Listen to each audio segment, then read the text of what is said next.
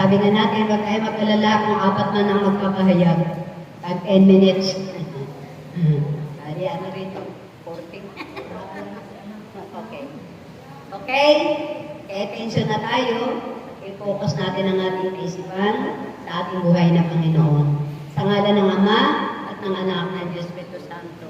Amen. Amang banal, Diyos na dakila, Amang Yahweh, magandang hapon sa iyo, Ama. Ama, narito kami ng iyong mga anak, nagpupuri at nagpapasalamat, Ama. Dahil ikaw ang aming Diyos na pinaglilingkuran. Ikaw ang aming Diyos na sinusunod sa lahat ng oras. Kaya nga, Ama, pagkalooban mo kami ng mayroong kababaang loob, Ama, para patuloy kami makapaglingkod sa iyo na mayroong pag-ibig at pagsunod. Kaya, Ama, huwag mo na tingnan ang aming mga pagkukulang at pagkakasala. Bagkus, Ama, yung aming pagsunod sa iyo sa mga oras nito.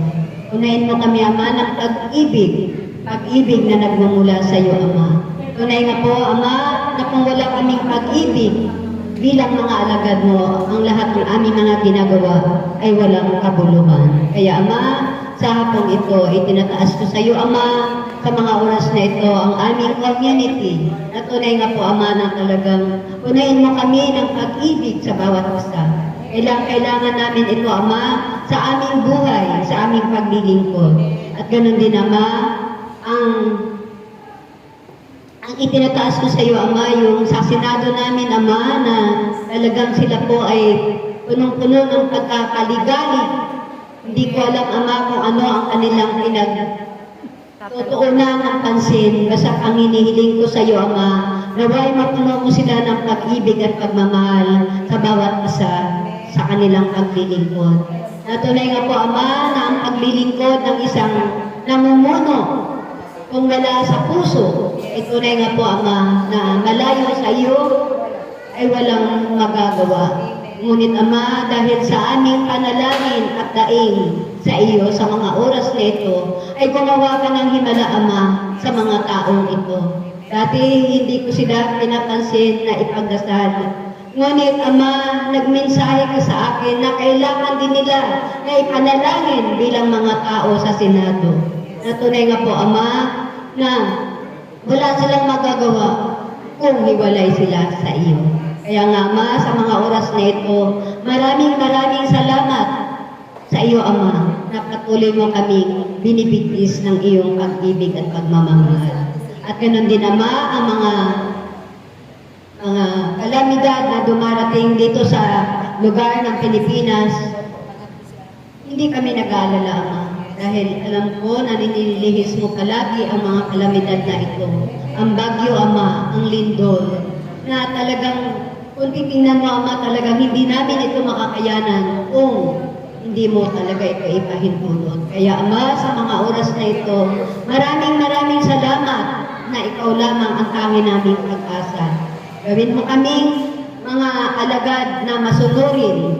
Paulit-ulit ko, Ama, sa mga oras na ito. Dahil sa minsan talaga, Ama, bilang magkakapatid, parang sa tahanan din namin, hindi rin kami nagkakasundo-sundo. Ngunit pagkatapos naman, pag-ibig pa rin ang umiiral sa bawat isa sa amin. Ito ang inihiling ko sa ating maliit na community na kung makita sa amin na kami nag-iibigan at nagmamahalan, mga alagad mo nga kami, Ama. Kaya, Ama, ang lahat ng ito ay inaangkin ko na sa pangalan ni Jesus na aming tagapagligtas. Amen. Amen. At ganun din, Ama, matapos na ang gera sa lugar ng Israel. Alam ko, Ama, na tapos na talaga, ngunit mayroon pang pumasok na isang bansa. Kaya nga, alam ko, Ama, na dinirinig mo ang aming mga dasal at panalangin. At inaangkin ko na ito, Ama, sa pangalan ni Jesus na aming tagapagligtas. Amen. Kaya nga lang, may maiksing awit lang. End of the war. Yan. Kasama ito sa program. Pagpalis naman to.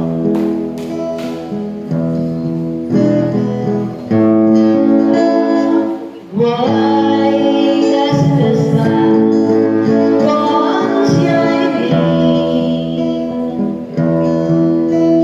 Why does the sea rush to shore?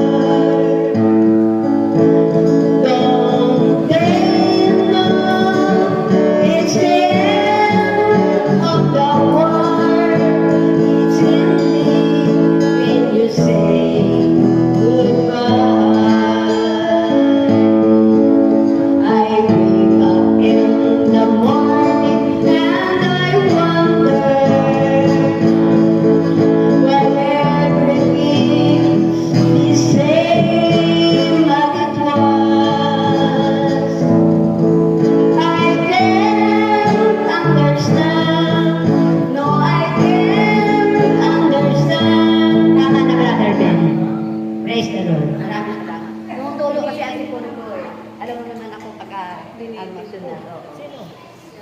Okay, hindi ko na patawagin ang ating moderator dahil po siya talagang binigyan ng pagkakataon ng ating Panginoon na palaging mapahayag ng mabuting balita.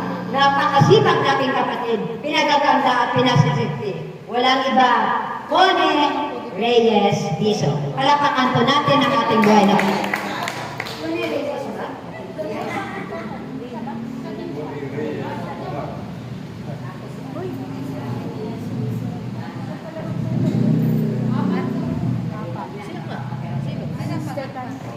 Si Sister. Yan, nabago na yung aking dito.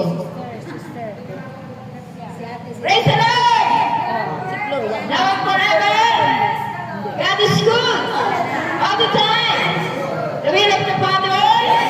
Yes, I will! Maraming palakpak! Praise Yahweh! Hallelujah! Hallelujah! Yan. Ang ating word of today ay miracle of multiplication. Amen. Talaga. Amen. Himala. Himala. Ang pagpaparami. Amen. Ayan, kailangan marami natin ang himala. Amen. Amen. Nukos na. Yan. Storytelling tayo. Nung mapalitaan ni Jesus na si San Juan Bautista ay pinugutan ng ulo, siya ay nalungkot. Kaya siya ay sumakay sa bangkas para lumayo sa karamihan. Dahil nalulungkot siya, ibig niyang maglibang-libang. Tulad natin, di ba, pag tayo nalulungkot, ibig natin mapag-isa. Kaya ang ating Panginoon, gusto niya mapag-isa, kaya sumakay siya sa bangka. Pero, ang problema, napalitaan ng mga tao na siya ay sumakay sa bangka at punta doon sa ilang na lugar. Siya ay sinundan ng napakaraming tao. Amen? Nauna pa sa kanya. Nataktan niya yung mga tao nandun na sa kanyang pinupuntahan. At nakita niya ang napakaraming tao na parang mga lulugo-lugo na walang mga pastol. Kaya sila ay nandulupay-pay. Kaya siya ay nahabag sa mga tao. At pinagaling niya ang mga tao, pinagaling sa kanilang mga karamdaman at inaralan ng mabuting balita. Yan. Pero, nang dumating na yung dapit hapon, nag-alala ngayon yung mga alagad niya. Panginoon, kailangan papuntahin na po ninyo sa nayon ang mga tao para makabili sila ng mga kain. Pero ang sagot ng ating Panginoon, hindi! Kayo ang magpapakain sa kanila. Pero, sabi, basta, huwag kayong magkalala. Hindi ba lang po ang ating tinapay, ang 2 isda?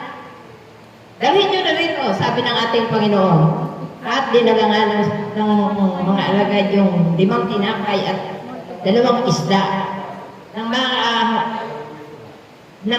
mahawakan na ng Panginoon, tumingin na siya sa langit at nagpasalamat sa Diyos. Ibig sabihin nun, nanalangin siya sa ating Ama at sa kanyang Ama, na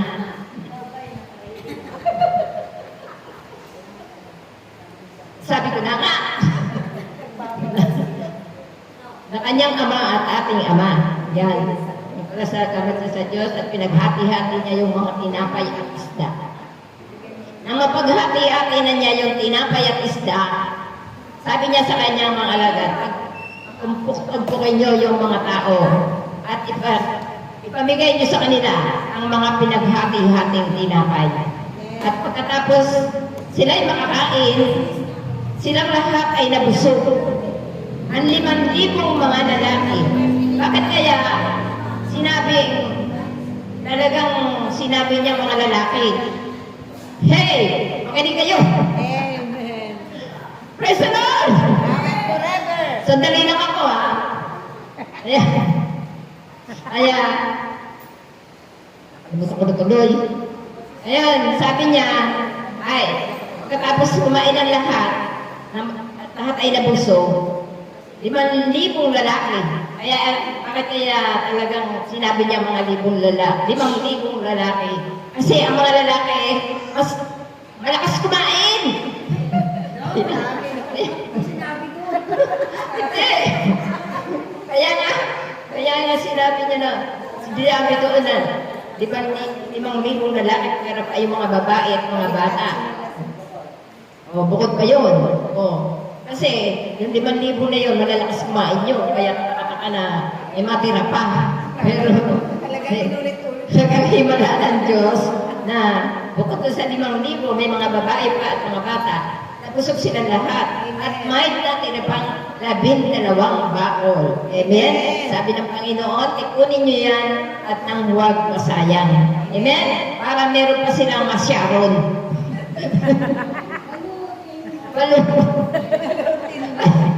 Ayan, 12 bakol na yun. May nakapag-sharon ka doon. Kaya nag-Sharon pa sila. Gusto na nun ng Sharon. Ngayon. Ayan. Ang paraan para daw tayo ay lahat ng ating pangangailangan, lahat sa ating buhay may magkaroon ng himala para mag-multiply. Amen? Lumaki o dumami kung ano man yung meron sa atin. Katulad ng ginawa ng ating Panginoon, kinuha yung tinapay. Ibig sabihin, may nagbigay. Hindi ba? Yung bata pa nga ang nagbigay ng 5 tinapay at 2 isda. Ibig sabihin daw, ibigay natin sa Panginoon ang lahat sa atin. Amen? Ipagkatiwala natin sa Panginoon kung ano man yung meron tayo. Amen? Ang ating buhay, ang ating lahat ng problema, ang ating mga sakit at lahat ng meron sa atin. Ibigay natin sa Panginoon, ipagkatiwala natin sa Kanya. Amen? At pagkatapos na maipagkaloob na natin sa Panginoon yung lahat sa atin, ipanalangin natin ito. Di ba? Ang kuhanin ng Panginoon yung kung tinapay, ipinanalangin niya tayo ito sa Ama para dumami. Amen?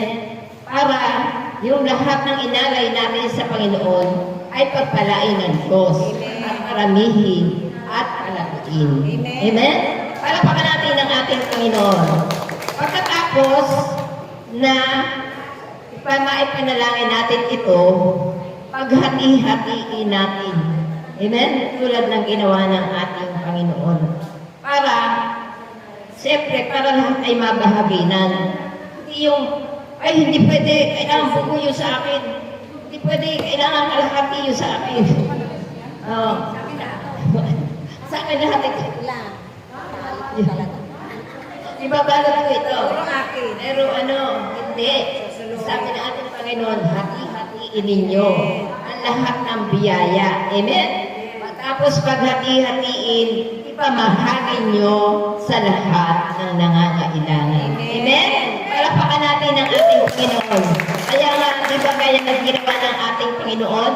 Pinaghati-hati niya ang tinapay at isda para ang lahat ay makakain at mabahaginan. Amen? Kayo din po sa atin mga kapatid, ano man yung meron tayo, ano man yung mga bagay na dapat natin ihibahagi sa ating kapwa, ito man ay yung ating karunungan tungkol sa pagbabahagi, kung paano tayo pinagpala ng Diyos. Amen? Para marami ang ma-inspire na lumapit sa ating Panginoon at magkaroon ng pananalig at malalim na pananampalataya sa ating Panginoon. Amen? Amen? Palakpakan natin ang ating Panginoon. Kaya, sabi nga doon sa Sayas, sabi ng ating Panginoon, lumapit kayo sa akin, kayong lahat na nauuhaw, kayong nagugutom. Amen? Ibibigay ko sa inyo lahat ng libre. Kayong lahat na nabibigatan, kayong lahat na may sakit, kayong naguguluhan sa inyong buhay, ipagkakaloob ko sa inyo ang lahat niyong pangangailangan. Libre! Amen? Walang bayad. Diba? Ganyan kabuti ang ating Panginoon. Alam na alam niya ang lahat ng ating pangangailangan at ito ay ibibigay niya sa atin ng walang bayad. Amen? Sabi nga ng ating Panginoon, bakit inaaksaya nyo ang pagbibili ng pera sa mga walang mahalagang bagay? Amen? Mga walang kabuluhan na mga bagay. Lumapit kayo sa akin, kayong lahat na napapagal, kayong nagugutom, kayong nauuhaw, at ipagkakaloob ko sa inyo, kayo'y aking bubusukin, papawiin ko ang inyong uhaw, at lahat ng inyong pangangailangan ay aking ibibigay. Amen? Palapakan natin ang ating Panginoon. Kaya nga, sino pa ang makapaghihiwalay sa atin? Sabi nga sa aklat ng Roma, San Pablo, sa mga taga-Roma, masulat ni San Pablo sa taga-Roma, sino pa ang makapaghihiwalay sa atin? Ang kagutuman ba? Ang sakit? Ha? Sino makapaghiwalay sa atin sa pag-ibig ng Diyos?